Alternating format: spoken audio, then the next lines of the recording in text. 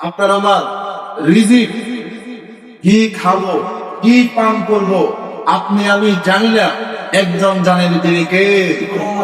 তো কাজেই মানুষ ছাড়া আর কোন মাখলুক ভবিষ্যতের জন্য সঞ্চয় করে না, শুধুমাত্র মানুষ করে। ভাই অবস্থা বুঝে, এই জন্য রিজিক নিয়ে মাথা ব্যথার দরকার। হাদিসের ভিতরে এসে যে বনি আদম, মানুষের যতই মানুষকে দেওয়া হয়, যদি বনি আদমকে একটা স্বর্ণের পাহাড় দেওয়া হয়, বনি আদম বলবে আমার আরেকটা চাই। যদি আরেকটা দেওয়া হয়, আদম সন্তান বলবে আমার আরো একটা চাই। আরো একটা স্বর্ণের পাহাড়ের মালিকানা যদি দেওয়া হয়, আদম সন্তান বলবে আমার আরো একটা চাই। রাসূল বলেন, বনি আদমের চাওয়া জীবনেও শেষ হবে না, যতক্ষণ পর্যন্ত বনি আদমের বুকের উপরে মাটি পড়বে না। আদম সন্তানের বুকের উপরে যেদিন মাটি পড়বে, সেদিনই আদম সন্তানের সব চাওয়া পাওয়া শেষ, আর কোনো চাওয়া নাই। মাটির নিচে চাওয়া পর্যন্ত আদম সন্তানের চাওয়ার কিনে শেষ না। বলতেছিলাম আপনার আমার রিজিকের দায়িত্ব আল্লাহ। তো রিজিকের দায়িত্ব যেহেতু আল্লাহ, এখন কি বলেন, কাম কাজ সব বাদ দিয়ে ঘরের ভিতর দরজা নালা বন্ধ করে বসে থাকবো? কাম কাজ করা হবে না।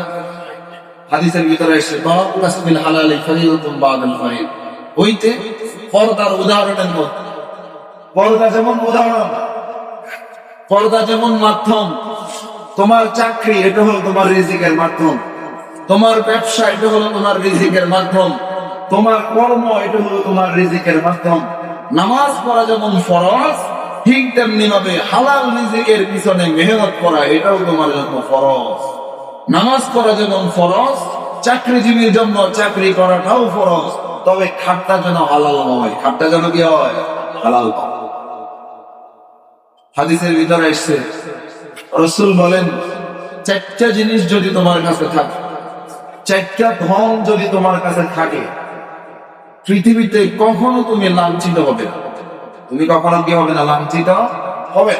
রাসূল বলেন, قال النبي صلى الله عليه وسلم أربع إذا كن فيك فلا عليك ما فاتك من الدنيا حفظ أمانة وصدق حديث وحسن خليقة وعفة في تهمة।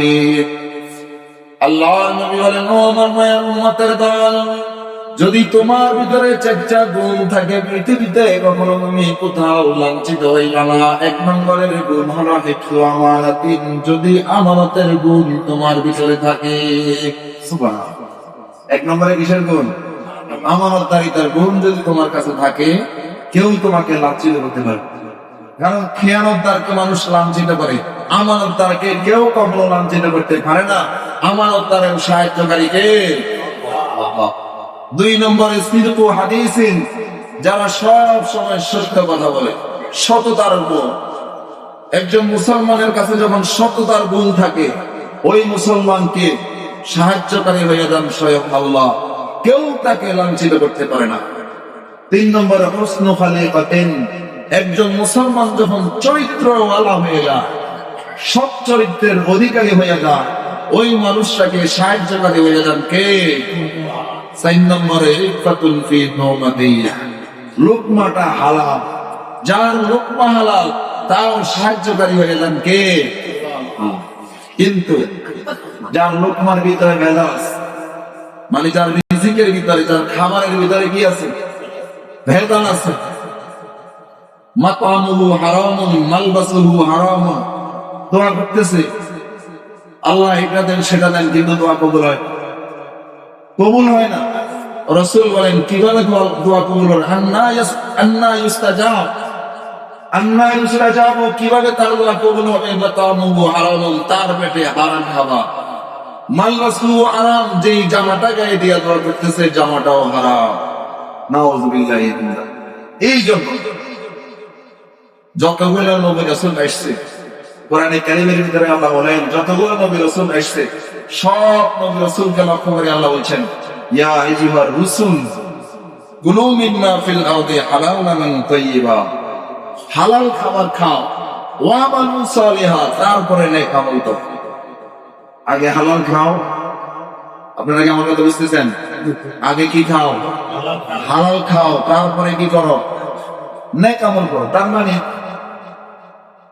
যদি খাবার হালাল না হয়, নেক আমলের অভাব নাই, এই নেক আমলকে আল্লাহ দরবারে কবুল হবে? হবে না। আর যদি খাবার হালাল হয়, নেক আমল যদিও নাকি অল্প হয়, এই অল্প নেক আমল হালাল খাবারের কারণে আল্লাহর কাছে পছন্দনীয় হয়ে যাবে। হাদিসের ভিতরে এসে রাসূল বলেন, قال النبي صلى الله عليه وسلم لا يدخل الجنة جسد غذي بالحرام।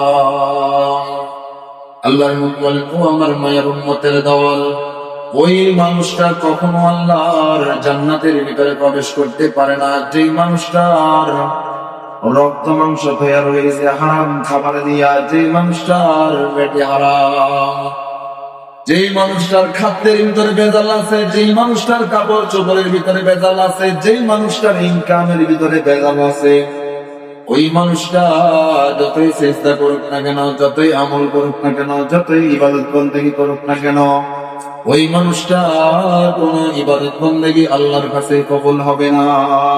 কেননা মাতামু হারাম, তার খাবারে ভেজাল, মালবাসু হারাম, তার কাপড় চোপড়ে ভেজাল, তার ইনকামের পথের মধ্যে ভেজাল।